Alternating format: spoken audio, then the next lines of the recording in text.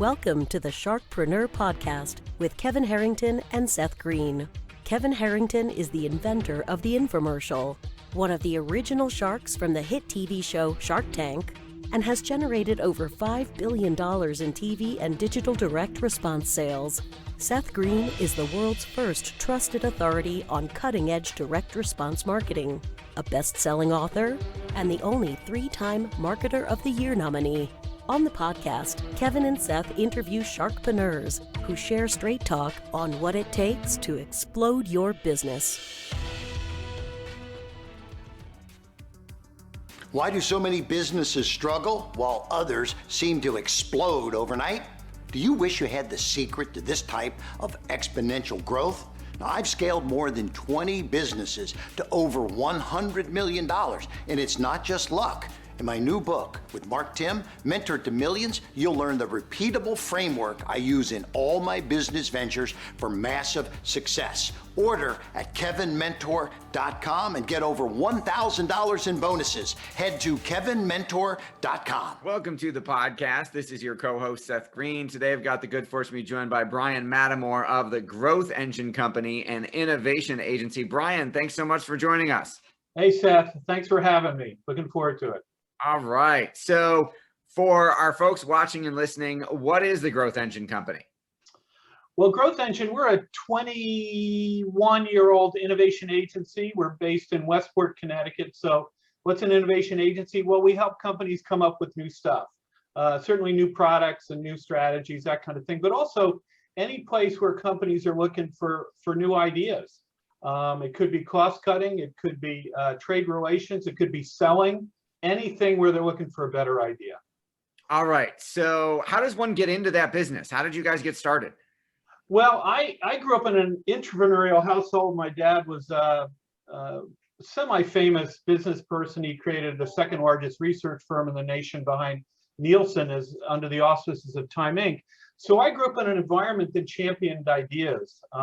So I studied psychology at Dartmouth, and then I really began a 10-year search interviewing the experts and leading thinkers on how you get ideas, not only the techniques, but how you apply them practically to solve real world challenges.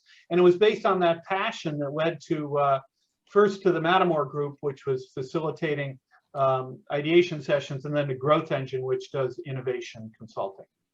All right. So what types of companies do you help? We primarily work with medium and large size companies, and of those, primarily large companies. So, a third of the Fortune 100, every, the Unilevers and P&Gs and on and on and on, IBM, Sony, every sort of imaginable big company we've worked with. And so for your listeners, there may be a lot of smaller companies or entrepreneurial startup guys. The books I've written are really designed to take these big business processes of how to think very differently and make them available to the smaller guys who need to, frankly, in my opinion, have the ability to come up with new ideas. That's the way that they're going to stand out, differentiate, and ultimately, in some cases, beat the big guys. And then what are you finding is their biggest issue? What are some of the biggest mistakes they're making when they're trying to innovate? Oh my gosh, that is such a great question. I think one of the problems, maybe I'll address this in two ways. For startups, one of the problems is they only have one idea, and they sort of go down that road, and they find out that the idea is not particularly good as they start doing it, and they're not creative enough to A, pivot, or B, invent an entirely new idea for that same target market. So that's one thing. It's not having enough ideas from the get-go. And then secondly, I have found them, entrepreneurs are interesting because you love it that they're passionate and directed and focused, and that's both the strength and the weakness. And so I have found that some entrepreneurs are kind of hard-headed, and that's good sometimes, but other times they really need to be more open to coming up with new ideas to meet the market needs. And then how do we get in our own way? Why can't we come up with these on our own? Well, part of it, it's actually very, very simple. people are misinformed. They think brainstorming is the way to come up with ideas. And that's fine, you know, when you're first starting on a problem, you can, hey, let's get together, we'll generate some ideas and withhold judgment, and the more ideas, the better. But brainstorming is a technique. It was invented in the late 1930s. It's an antiquated way to come up with new ideas. And so it's frankly, and I've spent my life trying to get the world to be aware of this and all the books I've written, and the world still doesn't know. And these are medium and large size companies too. It's about the secret, if you will. It's about stimuli. So it's about bringing stimuli to your sessions to trigger the brain in different ways. So it's not, how do we get more ideas for a new Oreo? It's, okay, let's think about desserts and how can we mash up desserts with a new Oreo cookie to get a very different idea.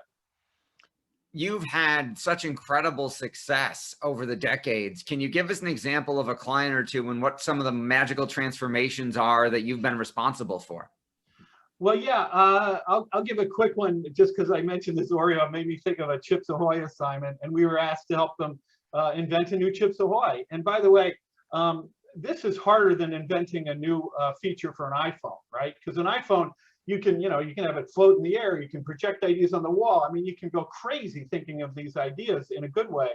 A Chips Ahoy, people know what a Chips Ahoy is. And if you violate it too much, it's not a Chips Ahoy anymore. So you have the constraints, the guardrails, if you will. So anyway, one idea we did come up with was we mashed up, it's a semantic intuition technique. It's a word combination technique. And it was combining desserts with product forms, with packaging, et cetera, et cetera. We mashed all those up and came up with the idea of a brownie Chips Ahoy. And the food scientists at Mondelez were able to put a layer of brownie inside the chocolate chip cookie. Huge success. By the way, I was in the store one time. I asked a woman about it.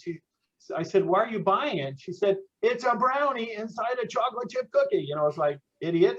But sometimes these ideas are very, very simple. What's really important about that, though, it's led to a platform, which is what? A platform, because they figured out how to put a layer inside the cookie, they now have literally a half dozen or more other versions, you know, red velvet and s'mores and fudge, all inside of that cookie, which is the sort of the nirvana of new product development, when idea leads to a whole new platform. Right. You've almost got your own little new Chips Ahoy franchise there. So you've achieved so much success. What is your biggest challenge now? Well, the biggest challenge, there was this thing called COVID. I don't know if you heard about it. And so it's like most of our ideation work was frank, and also our qualitative research work, it was all in person, right? Because you wanted the juice of having people come together. And so we had to pioneer, and we've done that, to my surprise, successfully, how to do ideation virtually, and also how to do qualitative research or focus groups, if you want to use the common term, virtually. And what surprised the heck out of me is that this works. You know, I thought it had to be in person, but no, and it turns out there's actually some huge advantages to doing this stuff virtually, besides, you know, protection and not having to travel and saving time. There are other strategic advantages as well to it. Your passion is obvious. What do you like best about what you're doing? Oh my gosh, you know, I think as a lifelong learner and lover of ideas and lover of the process, you know, people ask me, you know, when will you retire? I'm like, what? What do you? You know, I will spend, you know, to my dying breath coming up with new ideas, popularizing the structure of creativity. To answer your question, though, it's the love of learning, and it's the love, frankly, of making new connections. Having, you know, coming up with a simply brilliant idea, whether facilitating it or coming up with myself. I mean, you know, what's better than that, right? I mean, absolutely. It's so great. You talked about the lifelong love of learning. What are some of the favorite books that you've ever read? And you can't answer the ones you wrote. Oh, geez, I can't do the ones I wrote, huh? Gosh, some of the, well, obviously, Man's Search for Meaning is a critical book. I mean, I think that should be on everybody's list. I have a friend that reads that every year, and it's so tough and so depressing, but it certainly is a critical book, right? There are a half dozen ideation technique books, including my own, but, you know, Think or Twice is a good one. Techniques for group dynamic problem solving, that's all part of the work I do. You know, I don't know. Should I keep going or? No, those are great. Talk a little bit about your books. Well, my books, the newest one is 21 Days to a Big Idea. And I wrote this specifically for current entrepreneurs or aspiring entrepreneurs. This was inspired by a request from Bob Dorff, who was, I don't know if your listeners recognize that name. He co-wrote the book with Steve Blank, the Startup Owner's Manual, the whole Wayne Innovation thing. Bob's a friend. He teaches entrepreneurship at Columbia. And he said, my students are great, but their ideas are not so great. So, they're brilliant students, but can you come up with a process or a program to help them get big ideas?